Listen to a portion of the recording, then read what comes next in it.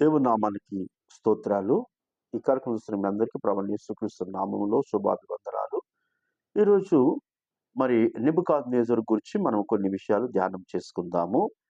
దానియేలు గ్రంథము 2వ అధ్యాయం మొదటి వచనములో నెబుకద్నెజరు అనే మాట ఉంటది. నెబుకద్నెజరు అనే మాట ఇది కల్దీ భాష మాట. నెబు, కుదుర్, ఉసుర్ అనే ఈ 3 మరి పదాల సమ్మిళనమే నెబుకద్నెజరు. అంటే పొలిమేర కాపాడువాడు లేదంటే హద్దులు కాపాడువాడు అని ఈ మాటకు అర్థం. నెబుకద్నెజరు బబులోను చక్రవర్తిగా ఉన్నాడు. బబులోను దేశాన్ని పరిపాలించే ఒక చక్రవర్తిగా ఉన్నాడు. ఇతని కాలము క్రీస్తు పూర్వము 604 నుంచి 561 వరకు. నెబుకద్నెజరు యొక్క కాలము 604 నుంచి 561 వరకు. ఇతని తండ్రి పేరు నెపోపాలిస్సర్. ఇతని తండ్రి పేరు నెబోపాలిస్సర్. ఈ నెబుకద్నెజరు ఎలాంటి వాడంటే ఒక దేవుడుగా చెప్పుకునేవాడు. అంటే నెబో దేవత పేరు అసలు ఇది. ఆ యొక్క మరి బాబేలు గోపురం దగ్గర నెబో దేవతను పూజించే ఒక నెబో దేవత పేరే నెబుకద్నెజర్.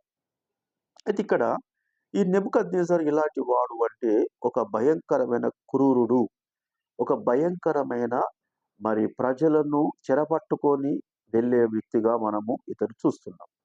ఇక మనము ఇర్మీయా గ్రంథము 46వ అధ్యాయము 46వ అధ్యాయములో 46వ అధ్యాయము 2వ వచనంలో చూసినట్లయితే 46వ అధ్యాయం 2వ వచనంలో ఐగుప్తును గూర్చిన మాట అనగా యోషీయా కుమారుడు యూదా రాజైన యెహోయాకీము ఏలబడియందు 4వ సంవత్సరమున నెబుకద్నెజరు కర్కెమీషులో యూఫ్రటీసు దగ్గర ఓడించిన ఫరో నీకు దండును గురించిన మాట. అంటే ఇక్కడ మరి ఐగుప్తులు ఎంతో భయంకరులు. అయితే ఆ ఫరో రాజుని ఆ ఫరో నీకు అతని దండును ఇతను ఓడించిన వ్యక్తిగా మనం చూస్తున్నాం. అంటే నెబుకద్నెజరు ఎంతటి భయంకరుడు, ఎంత క్రూరుడు. వీళ్ళ భాష అనేది కల్దీయ భాష. బబులోను దేశంలో కల్దీయ భాష మాట్లాడేవాళ్ళు. కల్దీయ భాషలో మరి నెబు, కుదుర్, ఉసుర్ అనగా నెబుకద్నెజర్ అంటే హద్దులు కాపాడేవాడు లేదా పొలిమేర కాపాడేవాడు అని అర్థం. అయితే ఇతను ఎలాంటి వ్యక్తి అనగా ఐగుప్తులో ఉన్న మరి ఫరో నీకుని మరి ఓడించిన వ్యక్తిగా, అతని జయించిన వ్యక్తిగా మనము చూస్తున్నాము. ఇంకా మనం చూసినట్లయితే దానియేలు గ్రంథం 1వ అధ్యాయము 2వ వచనంలో ప్రభు యూదా రాజు యెహోయాకీము దేవుని మందిరంలో శేషించిన ఉపకరణములను, అంటే ఇక్కడ చూసినట్లయితే మొదటి వచనంలో కూడా యెహోయాకీం ఏలబడిలో 3వ సంవత్సరంలో బబులోను రాజు నెబుకద్నెజరు యెరూషలేము మీది కూడా వచ్చి దాన్ని ముట్టడి వేయగా, అంటే చూడండి ఐగుప్తీయుని మీద దండను మరి ఓడించి ముట్టడి వేసిండు. యెరూషలేమును కూడా ముట్టడి వేయడానికి ఆయన వచ్చిన వ్యక్తిగా మనము చూస్తున్నాం. యూదులను మరి చెరపట్టుకున్న వ్యక్తి, బానిసలుగా చేసుకున్న వ్యక్తిగా మనం ఇతన్ని చూస్తున్నాము. కనుక ఇతను ఈ యొక్క యెరూషలేము ముట్టడి వేసిన తర్వాత అతని తండ్రి పేరు నెబోపాలిస్సర్. ఇతను చనిపోతాడు. ఇతను చనిపోయిన తర్వాత ఈ యొక్క నెబుకద్నెజరు యెరూషలేము విడిచి మళ్ళా బబులోను దేశానికి వెళ్ళి అక్కడ చక్రవర్తి అయి అక్కడ అతని స్థానమును ఈయన భర్తీ చేస్తాడు. తండ్రి స్థానమును ఆయన కైవసం చేసుకుంటాడు.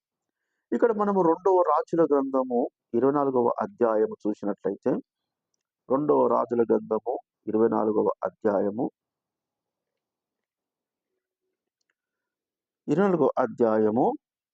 2వ రాజు మొదటి వచనం యెహోయాకీం దినములలో బబులోను రాజైన నెబుకద్నెజరు యెరూషలేము మీదికి వచ్చెను. చూడండి, యెరూషలేము ముట్టడికి మళ్ళా యెరూషలేముకు ఆయన వచ్చినట్టు మనము చూస్తున్నాం. అయితే ఈయన యెరూషలేమును విడిచి వెళ్ళిన తర్వాత ఇక ఆయన యుద్ధముల గురించి మాలి ఆలయము కట్టడం గురించి, మొక్కుబళ్ళు చెల్లించడం గురించి ఆలోచన చేస్తున్న వ్యక్తిగా మరి ఆయన ఆలోచన చేస్తున్నాడు. చరిత్ర చెప్తున్నది. అందుకే ఆలయమును కట్టాలి, మొక్కుబళ్ళు చెల్లించాలి అనేది అతని మనసుకు వచ్చింది. వచ్చిన తర్వాత ఆయన ఏం చేసిండు అంటే, దానియేలు గ్రంథము 1 అధ్యాయం 3 వచనంలో, రాజు అశ్షూనకు తన నపుంసకుల అధిపతిని పిలిపించి అతనికి ఇలాగ ఆజ్ఞాపించెను. ఇశ్రాయేలు రాజవంశములో ముఖ్యులైన లోపము లేని సౌందర్యం గల సకల విద్య ప్రావీణ్యుల జ్ఞానం కలిగిన తత్వము కలిగిన రాజనగరనందు నిలువదగిన కొందరిని బాలుని రప్పించి కల్దీయ విద్యను భాషను వారికి నేర్పుము అంటున్నాడు. ఎందుకంటే మరి రేపటి దినమున మరి తత్వజ్ఞానము గాని, అంటే ఏమైనా గాని దేవునికి సంబంధించిన మందిరము కడితే, ఆ మందిరంకు సంబంధించి దాని గురించి మంచి అవగాహన కలిగిన వ్యక్తులుగా ఉండేవారిని పిలిపించి మరి వాళ్ళకు విద్య నేర్పిమని చెప్పేసి ఆ యొక్క నెబుకద్నెజరు నపుంసకునికి అష్కనాజుకు చెప్పిండు. చెప్పిన తర్వాత ఈ యొక్క మరి అష్కనాజు ఏం చేసిండంటే, మరి నలుగురు వ్యక్తులను ఆ నలుగురు వ్యక్తుల కొరకు రాజుకు చెప్తాడు. ఏమని చెప్తున్నాడంటే, ఈయన యూదా దేశంలో నుంచి మనము మరి కొద్ది మందిని మనము బానిసలుగా తీసుకొచ్చిన గనుక, ఆ యూదులలో దానియేలు, షడ్రక్, మెషక్, అబేద్నెగో అనే వాళ్ళు ఉన్నారు అని చెప్పేసి రాజుకు చెప్పినప్పుడు, మరి రాజు ఏం చెప్తున్నాడు, వాళ్ళను మంచిగా ఆహారం ఇచ్చి, ద్రాక్షరసం ఇచ్చి పోషించండి. వారు రాజనగరంలో నిలవదగిన, అంటే చక్కగా వాళ్ళు నిలబడి మాట్లాడే శక్తి గలవారై ఉండాలి, వాక్చాతుర్యం గలవారై ఉండాలని చెప్పేసి ఆ యొక్క రాజు ఆజ్ఞకు ఈ యొక్క మరి అష్కెనాజు సరే అని చెప్పేసి తీసుకెళ్లి వాళ్ళను పోషిస్తున్నాడు, పెంచుతున్నాడు. కొద్ది రోజుల తర్వాత ఏం జరిగిందంటే 17వ అధ్యాయంలో 17వ వచనం 1వ అధ్యాయంలో, ఈ నలుగురు బాలుర సంగతి ఏమని దేవుడు వారికి జ్ఞానము సకల శాస్త్ర ప్రావీణ్యతయు వివేచనయు అనుగ్రహించెను. మరియు దానియేలు సకల విధముల దర్శనములు స్వప్నభావం గ్రహించు తెలివిగలవాడై ఉండెను. చూడండి, ఇక్కడ దేవుడు వారికి జ్ఞానములు సకల శాస్త్ర ప్రావీణ్యతలు అనుగ్రహించిండు. ఎవరికి? షడ్రక్, మెషక్, అబేద్నెగో తర్వాత దానియేలుకు దేవుడు సకలమైన విద్యలను వారికి ఇచ్చిండు. ఇక చూస్తే 20వ వచనంలో, రాజు వీరి యొక్క విచరణ చేయగా జ్ఞాన వివేకం గల సంబంధమైన ప్రతి విషయంలో వీరు తమ రాజ్యమందుట శకునగాండ కంటే గారెడి విద్య గల వారి కంటే 10వ వంతు శ్రేష్ఠులు అట. అక్కడ గారెడి విద్య గల వారు, శకుల గారు ఉన్నారు, మరి చెల్లంగితనం వేసే వాళ్ళు ఉన్నారు, మంత్రికులు, తాంత్రికులు ఉన్నారు. కానీ వాళ్ళ కన్నా వీళ్ళు ఎలా ఉన్నారంటే 10% శ్రేష్టమైన వాళ్ళు, అంటే దేవుని అందు నమ్మకంగా, దేవుని అందు ఇష్టంగా ఉన్న వాళ్ళు ఉన్నారు. కనుక ఇక్కడ మరి మన ప్రభుత్వము కూడా నెబుకద్నెజరు లాంటి ప్రభుత్వం అయినప్పటికీ కూడా ఇక్కడ మనము కూడా ఎలా ఉండాలంటే, ఈ షడ్రక్, మెషక్, అబేద్నెగో, దానియేలు లాగా మరి దేవుని జ్ఞానము కలిగిన, ఇప్పుడున్న సైన్సే కానీ, ఇప్పుడు టాలెంట్స్ పర్సన్ కన్నా దేవుని జ్ఞానం 10 గనిల వ్యక్తిగా మనం ఉండాలని దేవుడు మనకు ఇష్టపడుతున్నాడు. దేవునికి స్తోత్రాలు. ఇక్కడ 3వ అధ్యాయం 18వ వచనంలో చూసినట్లయితే, 3వ అధ్యాయము 18వ వచనంలో ఇక్కడ షడ్రక్, మెషక్, అబేద్నెగోలు రాజుకి ఏమున్నది, ఒక మరి రాజ మందిరము కట్టి మరి కానుకలు సమర్పించాలనేది అతనికి మరి ఒక ఆలోచన ఉంటూ ఉండేది. అయితే ఇక్కడ ఆయన ఒక ప్రతిమను నిలబెట్టి ఏం చేస్తారు, అందరికి ఆజ్ఞ ఇచ్చారు. అందరు వచ్చి మరి ఆ ప్రతిమకు నమస్కారం చేయాలని చెప్పేసి అన్నాడు. అన్నప్పుడు ఏం జరిగింది, అందరూ ఆ ప్రతిమ నమస్కారం చేస్తున్నారు. కానీ షడ్రక్, మెషక్, అబేద్నెగోలు మాత్రము ఆ ప్రతిమకు నమస్కారం చేయట్లేదు. అప్పుడు ఆ రాజుకు ఎలాంటి కోపం వచ్చిందంటే మనం చూద్దాము. దేవుని యొక్క పరిశుద్ధ గ్రంథములో మరి 18వ వచనములో, రాజా నీ దేవతలను పూజించమనియో నువ్వు నిలబెట్టించిన బంగారు ప్రతిమకు నమస్కరింపమని నీకు తెలియను. అందుకు నెబుకద్నెజరు అత్యాగ్రహం నొందినందున షద్రక్, మెషక్, అబేద్నెగో వారి విషయంలో ఆయన ముఖము వికారమాయెను. గుండం ఎప్పటికైనా 700 వేడిమిగా చేయమని ఆజ్ఞాపించెను. రాజుకు ఏమైపోతున్నదంటే, వీళ్ళు చెప్పే మాటలతోటి రాజుకు ఆగ్రహం ఎక్కువ అవుతున్నది. ఎందుకు ఎక్కువ అవుతున్నది?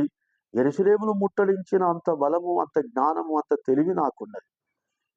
తర్వాత ఆ యొక్క ఫరో నెకోను కూడా ఓడించిన అంత బలమున్నది. అంత శక్తి నాకున్నది. ఆఫ్టర్ ఆల్ వీళ్ళు నేను భోజనం పెట్టి, నేను తిండి పెట్టి వీళ్ళకు విద్య నేర్పిస్తే వీళ్ళు ఆ రో వీళ్ళు ఈరోజు నాకు వ్యతిరేకంగా మాట్లాడతారా అన్న ఆ కోపం అనేది రాజుకు బాగా అత్యాగ్రహం తెచ్చుకొని ఏం చేసిండట, వాళ్ళని తీసుకెళ్ళి మండుచున్న అగ్నిగుండంలో వేయమని చెప్పేసి అన్నప్పుడు వాళ్ళని అగ్నిగుండంలో వేశారు. వేసిన తర్వాత ఏం జరిగింది? ఇక్కడ ఈ భూమి మీద ఉన్న రాజ్యం అనేది శాశ్వతము కాదు గాని, పరలోకములో ఉన్న రాజ్యం మాత్రం ఎప్పుడు శాశ్వతమైనది. దేవునికి స్తోత్రం. ఇక్కడ చూడండి, నెబుకద్నెజర్ అంటే పొలిమేర హద్దులు కాపాడేవాడు గాని ఈయన చూడు ఎవరిని కాపాడుతున్నాడు? పేరు ఒకటి, జీవిస్తున్న విధానం ఒకటి. ఈరోజు చాలా మరి పేర్లు విషయాలలో కూడా పేర్లు ఒకటి ఉంటుందండి, జీవన విధానం ఒకటి ఉంటున్నది. కనుక ఏం చేస్తున్నాడంటే కఠినంగా ప్రవర్తిస్తున్నాడు. కఠినంగా వారికి భోజనం పెట్టి ఆయన కొరకు మాత్రమే వారికి విద్యలు నేర్పిమన్నాడు. కానీ వాళ్ళు సత్యము తెలుసుకున్నాక వారిని చంపడానికి కూడా వెనకాడట్లేదు నెబుకద్నెజర్. కానీ ఇక్కడ వాళ్ళు రాజు భోజనము తిన్నారు. మరి రాజుకు మాత్రము విధేయతలు కాలే గాని పరలోకమందున దేవునికి లోబడ్డారు. దేవునికి స్తోత్రాలు. ఎప్పుడైతే పరలోకమందు దేవునికి లోబడతామో రాజ్యములను, అధిపతులను దేవుని యొక్క పరిశుద్ధ గ్రంథములో చక్కని విషయాలు మనకు దాగి ఉన్నాయి. ఇక్కడ చూసినట్లయితే దేవుడు మనకు కొన్ని మాటలు చెప్తున్నాడు. ఏమిటి ఆ మాటలంటే,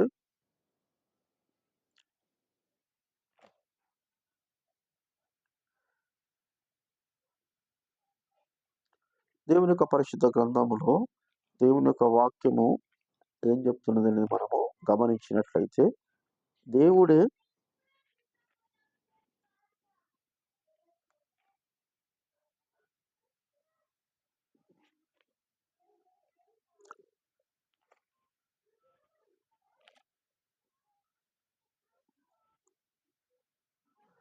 దేవునికి స్తోత్రాలు. కనుక దేవుని యొక్క పరిశుద్ధ గ్రంథములో దేవుడు ఏం చేస్తున్నాడు అనగా మనము ఈ యొక్క మరి రాజు షడ్రక్ మేషక్ అబేద్నెగోల విశ్వాసమును ఆయన మరి గౌరవిస్తలేడు, కానీ నన్ను పూజిస్తలేడని చెప్పేసి అతని కోపముతో ఏం చేసినట్టే వాళ్ళను మండుచున్న అగ్నిగుండములో పడేసి తర్వాత ఏం జరిగింది? 28వ వచనములో నెబుకద్నెజరు షద్రక్ మెషక్ అబేద్నెగోను వీరి దేవుడు పూజార్హుడు అంటున్నాడు. దేవునికి స్తోత్రం. అంటే ఈ భూమి మీద ఉన్న ప్రభుత్వము గాని, ఈ భూమి మీద ఉన్న రాజ్యం గాని శాశ్వతము కాదు. ఏదైనా కానీ పరలోకం నుంచి దేవుని నుంచి అనుగ్రహిస్తేనే జరుగుతుంది.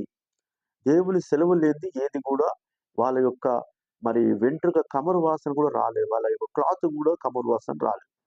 కనుక అంటున్నాడు, వీరి దేవుడే పూజార్హుడు అంటున్నాడు. దేవునికి స్తోత్రాలు. ఈయన దేవునిగా పూజించబడాలని చెప్పేసి ఆశ ఉంటే దేవాలయం నిర్మించాలి, దేవుళ్ళకు పూజించవాలని అనుకున్నాడు. కానీ దేవుడు ఏం చేసిండు? నువ్వు కాదు దేవునివి, పరలోకంలో ఇంకో గొప్ప దేవుడు ఉన్నాడని చెప్పేసి వీరి ద్వారా దేవుడు ఆయనకు తెలియజేశాడు. ఏం జరిగింది ఇక్కడ 30వ వచనంలో? అంతటా షడ్రక్ మెషక్ అబేద్నెగో వారి బబులోను సంస్థానంలో రాజు హెచ్చించబడేటోడు. రాజు ఇప్పుడు వీళ్ళని హెచ్చించిండట. దేవునికి స్తోత్రాలు.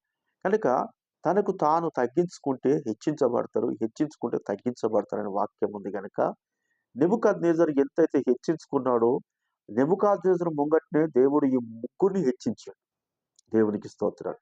నెబుకద్నెజరు తగ్గించబడ్డాడు. దేవునికి స్తోత్రాలు. కనుక మరి మన జీవితంలో ప్రభుత్వం ఏదున్నప్పటికీ ఎంతమంది నెబుకద్నెజర్లు వచ్చినా కానీ, ఎంతమంది మరి ప్రజలను కష్టపెడుతూ హింసించిన వాట కానీ, మనము షడ్రక్ మెషక్ అబేద్నెగో లాంటి దేవుని జ్ఞానం కలిగి వాళ్ళ ముంగట ధైర్యంగా మాట్లాడగలిగినట్లయితే మనదే విజయం అవుతాంది. ఈ కొద్ది మాటలు ప్రభు మనం ఇంట్లో దీవించును గాక. ఆమేన్.